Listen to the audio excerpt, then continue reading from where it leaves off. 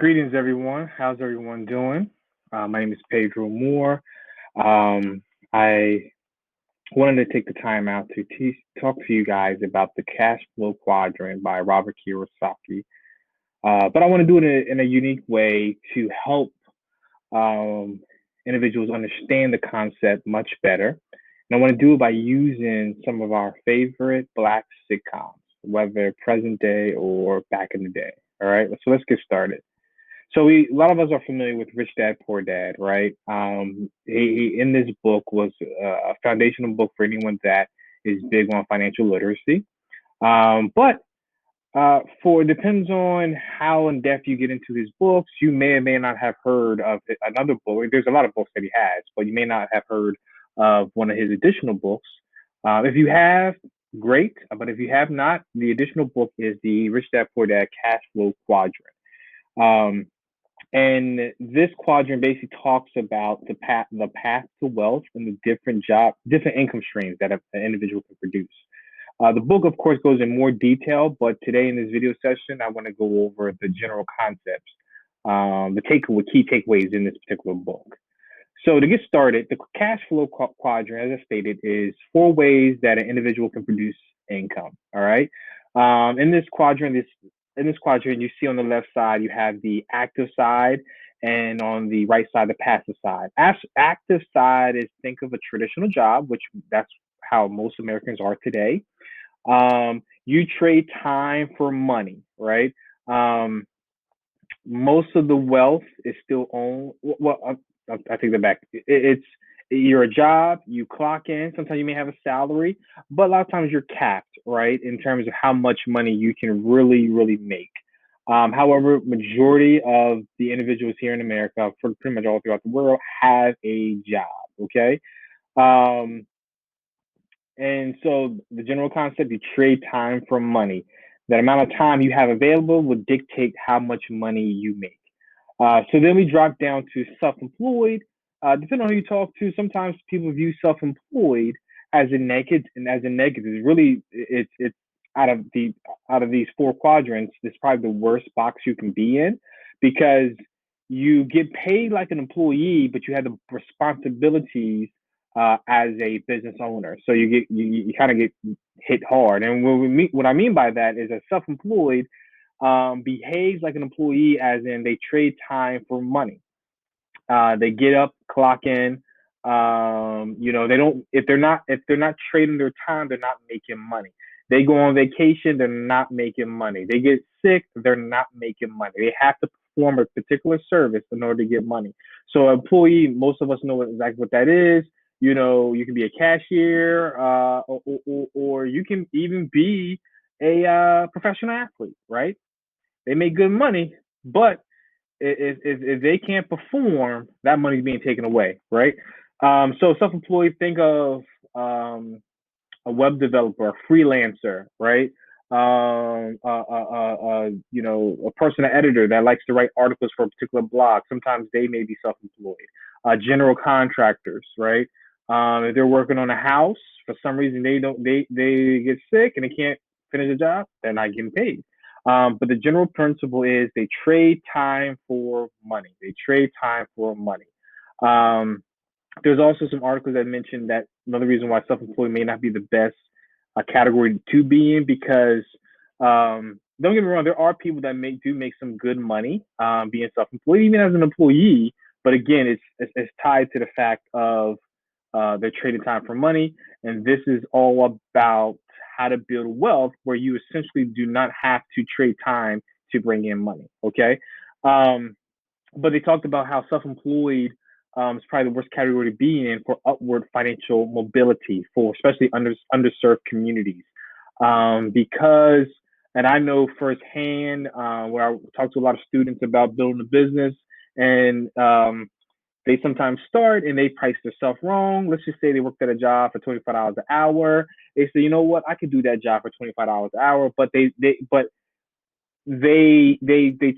take what they earn as an employee over to what they do as a self-employed, and they forget that, yeah, $25 an hour may seem fine because when you're an employee, but when you're a business owner, there's a lot of other factors that go into that $25 an hour. You got to include insurance, you got to include marketing expenses, you got to include these other little variables, and then whatever is left over, that's what you get as take home. Okay, so left side, active, earn income. You have to put in time to make money. The right side is and that's another thing too. People a lot of times confuse self-employed as a business owner. Those are two different caveats, and meaning that business owner means that you have a system in place, implying there's people in there. In other words, wealth is being generated, money is being generated, regardless if you are there or not. So just imagine you have, let's just say you owned a Burger King, right? Now, granted, there are some people that work inside of Burger King, but essentially, you could, if you train and get the right people in there, you can go away for a period of time and not necessarily have to worry about making money. You know, the money is reoccurring. So you basically own a system that generates money. Sometimes that can be apartment buildings too, right? But it's basically you own a system that generates money, and typically it's related to people. You know, you can have staff of, 10, 20, 30, 40, 50, right? And you still can get, in this case, you still might work there, but it's not, the business making money is not solely relying on you always being there. All right. And then the last one, we have an investor. Investor is, think of, where the money works for you. So business owner is about the people work for you to make the money. Investor is where you put the money. So think about investing in the stock market. Think about investing in real estate as a passive investor.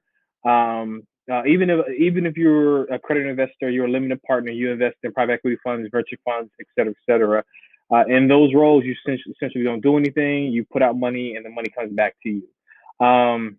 One other little twist too, well, not twist, but one way you can think of it too. I believe sometimes maybe royalty agreements might be come into play. There is some work involved in the beginning, but once you make that investment in there, put the product out there, and find a contract with a big brand to pay you a royalty, that could possibly qualify as an investor role. All right. So again, just to recap, active, earn income based off your time.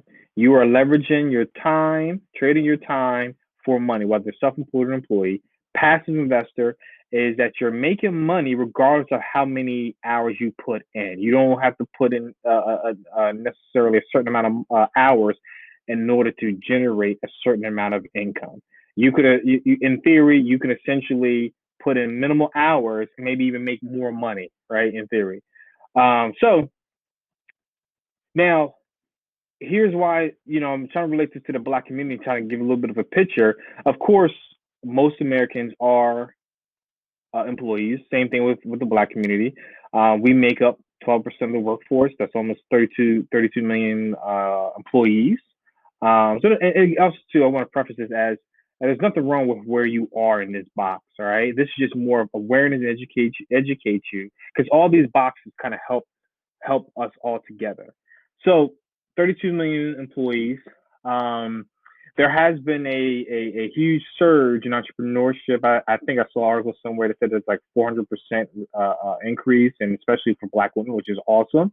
The only downside is that going back to what I said earlier, that upward mobility in terms of wealth creation, self-employment is not the category. 95% of the small businesses, those entrepreneurs, that huge increase comes from, or even the so of all the businesses out, Black-owned businesses, 95% of them are under that category of self-employed.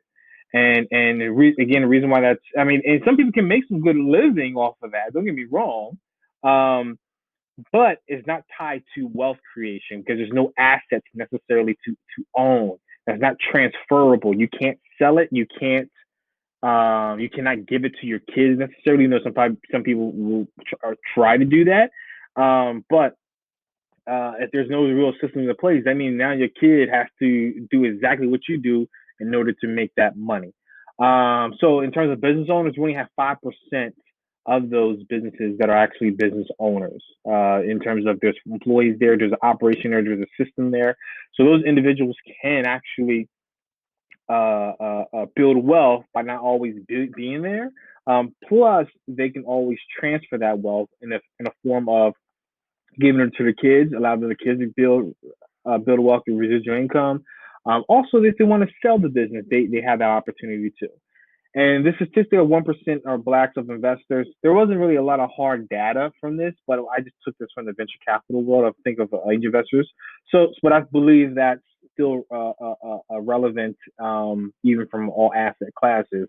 So, and what that really means is that um, there's a small percentage of really wealthy black individuals that on a routine basis invest their money to that make a living off of their investments.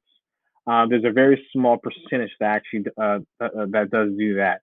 Um, and that I think a lot of these this painting this picture helps ties into the wealth gap, which I think I have a slide a little bit later on. It talks about how we're on track to hit zero in terms of our wealth gap, and I think by us understanding this basic foundation, it can help us close that wealth gap because all these pieces are important.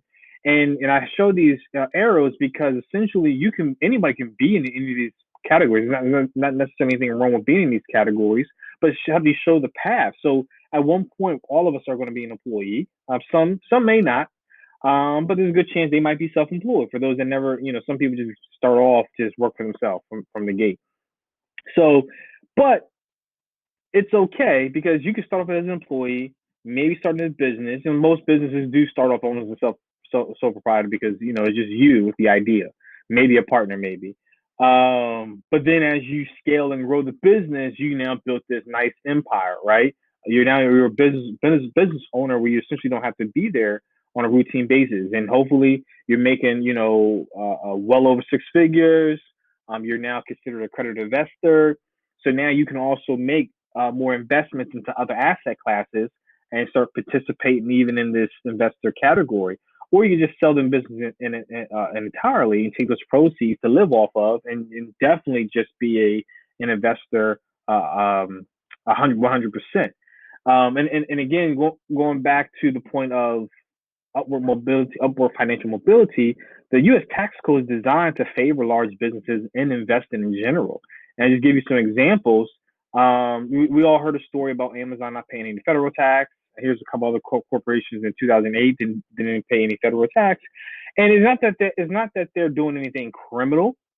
Of course, they have more resources and to hire the top notch accountants to identify these various tax codes.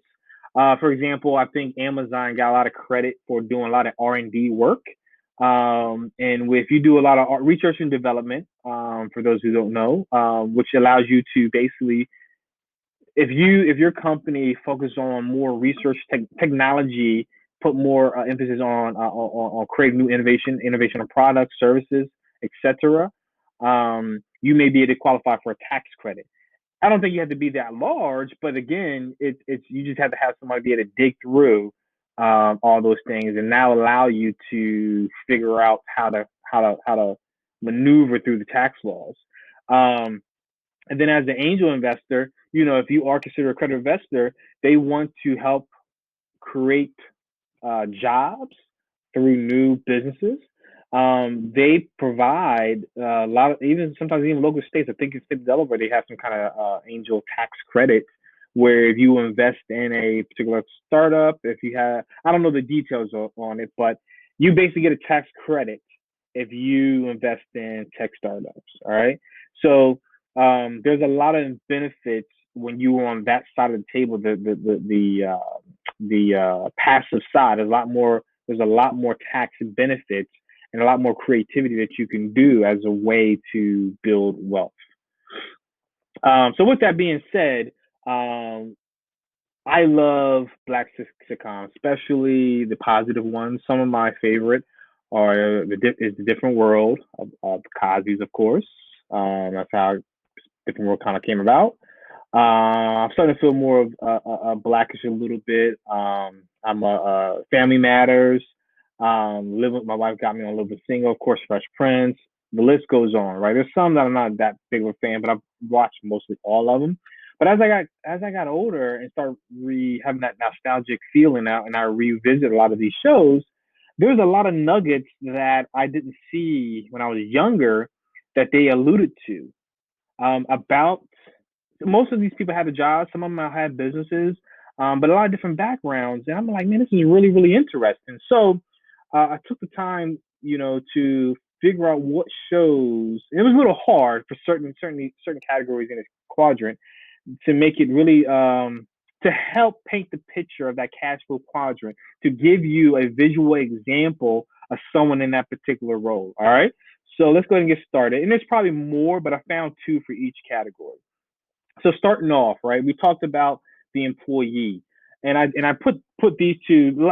A lot of there's a lot of people in the Black sitcoms that fit this category, but I wanted to give some examples of people that of employees that actually probably make a good amount of money, and that's Andrew Johnson from Blackish, right? I think he was a marketing executive or ad executive. Um, I believe that he made a good living monetarily because I remember one time him and Bo, I think, was getting divorced or going through something. They already had a nice house, but he was living in another really nice house too as they were separated. Of course, he had nice cars, et cetera, et cetera. So I'm thinking, I don't have any data for this, but I'm thinking this guy probably makes well over six figures, probably 250 to 500, because that's a common rate for like a big a time marketing executive. So he makes a good amount of money. Is he wealthy? That's another question. But he does make a good amount of money, right? Uncle Phil, being a lawyer, and I think he was a judge. I can't remember the details. Of course, we all know he definitely was rich, in a sense of having a nice income. Because that's also too one of the things that Rich Dad Poor Dad talked about. There's a lot of people that make a good amount of money and a living, but doesn't necessarily mean that they're wealthy. They may be rich in terms of they have a high income that allows them to afford a lot of nice things in life, but doesn't necessarily mean that they're wealthy, right? Um, but anyway, these two individuals have good careers, make a good living, but they do have to trade time for that money. They do have to go in and clock in and know to get that paycheck. If they don't do that, they don't get that paycheck. All right. So next up, we have the self-employed individual with really no employees. So on the left, we know Bill Cosby. He had his own practice which he delivered babies. I don't know the technical. Well, I know the technical. It's hard for me to say sometimes, but so he delivered babies, and every now and then, I think there's an episode where he said he had a secretary, but no one is really directly tied to the main function of the job. And so I mean, you've seen episodes. He would be burnt out, come in and be just exhausted because he'd been delivering babies all night. And if he were to stop doing that, he would have to lose. He will lose money. And I think there was even one time he needed to take some time off, and he had to call a fellow physician to kind of do some of his work. But that money that came in from delivering those babies went to that physician, not him, right? So it gives the illusion of a business owner, but not the full benefits of a business owner, because again, it's tied to money. Based on the number of babies he delivers is going to dictate how much money he makes. Sean and Marlon, I believe only Sean was really one that owned the stand. I think Marlon was just there to help him out. Um, but again, same thing. He has to make money by being there, selling newspapers, selling magazines, et cetera, et cetera. He has to trade time in order to earn that money. And it's hard to kind of scale up, go, to move up the financial ladder because of those particular things. Because there's only an X amount of time in this world, right? I mean, in one day, you're going to make a certain amount of money, right? So now we're going to go, and this is all, again, these are people that are on the left side of the category who are the active category in terms of trading time for money. Going over to the business side, the passive side. So we have Queen Khadijah James, lives a single. She had Flavor Magazine, which, by the way, had a lot of good nuggets in there, man. I really loved, they really tried to show the entrepreneurial journey of a person going from having a job, working on a magazine part time, building up, hiring employees, even raising money from private equity investors, right? And just the workaholic side of it. So I, growing up, didn't see any of that. That went straight over my head. But as an adult, I'm like, man, they really wanted to help show people of color in building great businesses. But anyway, I put her in the category, even though she does work there a lot. She can, because this is just a whole nother conversation. It was just she's more of an owner operator, like she likes being more hands on. But she did have the luxury to delegate and put people in place to do more things to free up her time if she wanted to, right? So she did have that luxury. Same thing with Michael, Kyle, and my wife and kids. He had a trucking company. He had employees. He did not have to be there all the time. And for both of these, Michael, of course, had a family. He can transfer this business over to his son, and his son does not have to start at the very bottom, right? Same thing with Queen Latifah, even though she didn't have any kids, but she could eventually sell it, or transfer it to someone else, and that's how you build wealth. But they both have a system in place, where they don't have to trade time for money, so they get the same income, if not more, regardless of how many hours they put in.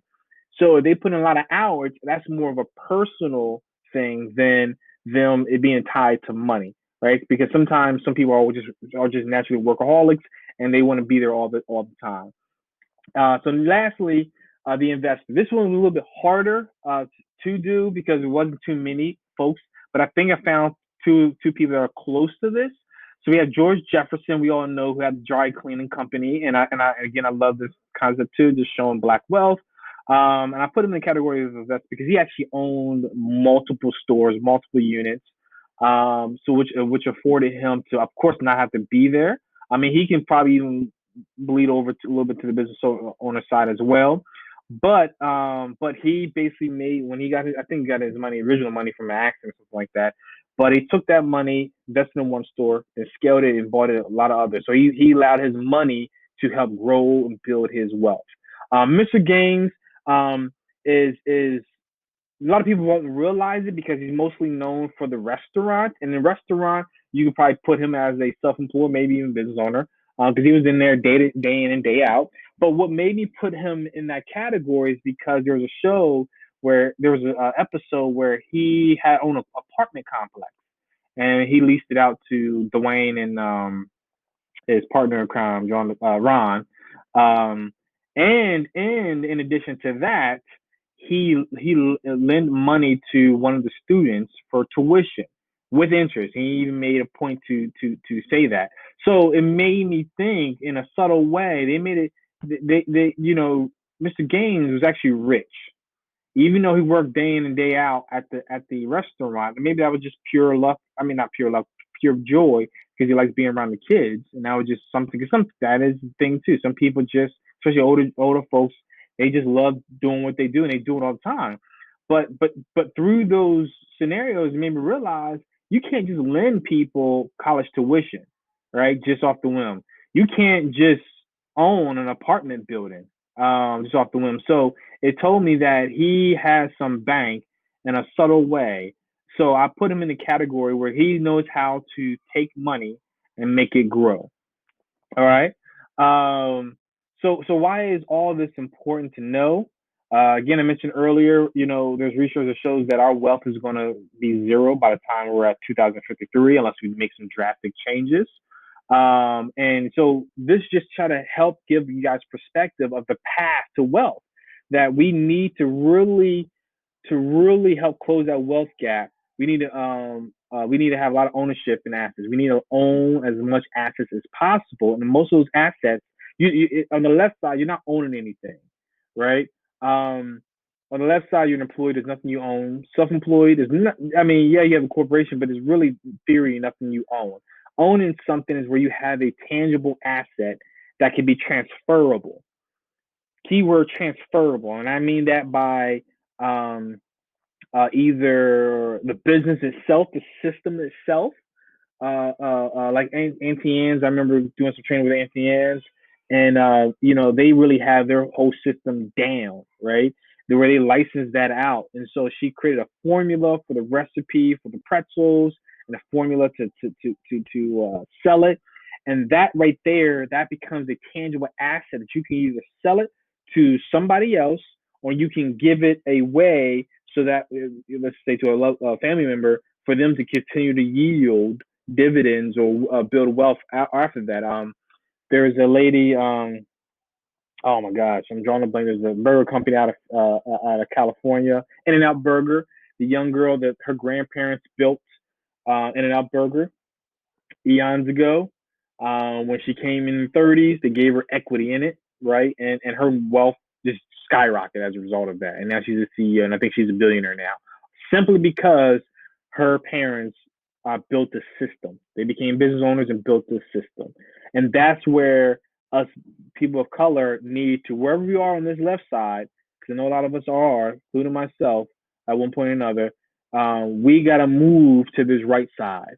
We got to at least get the, not all of us going to go, and that's fine, but a good percentage of us have to start focusing on how to build systems that are transferable, and then taking our assets and investing it to yield us a nice return.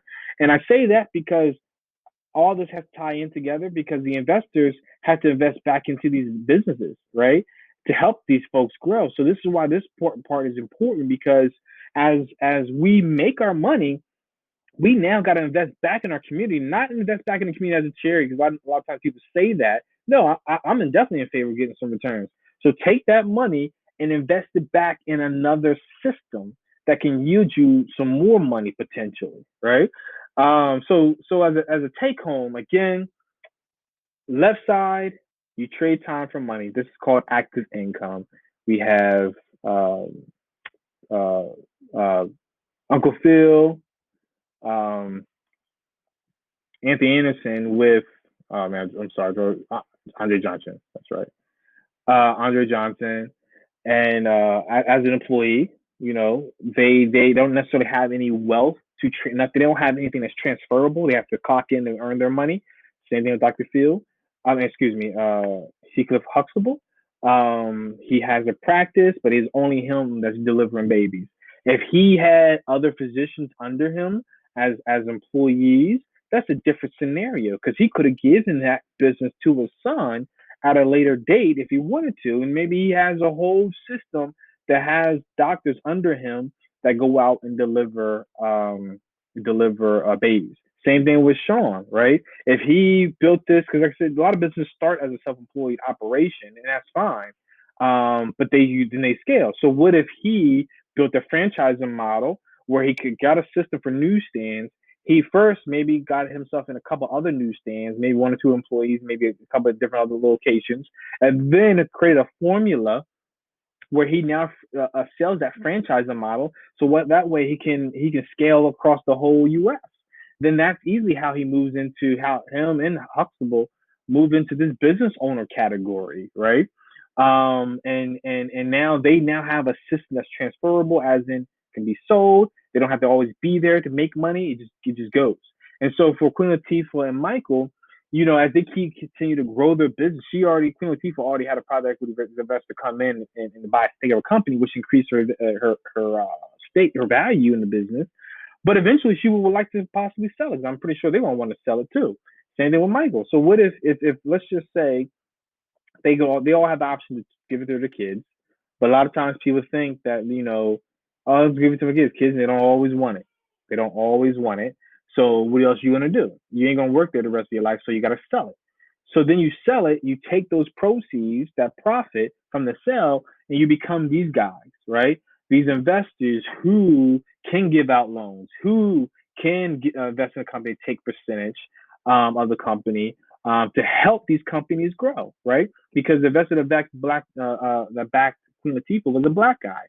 But that's the ecosystem that we have to create for ourselves.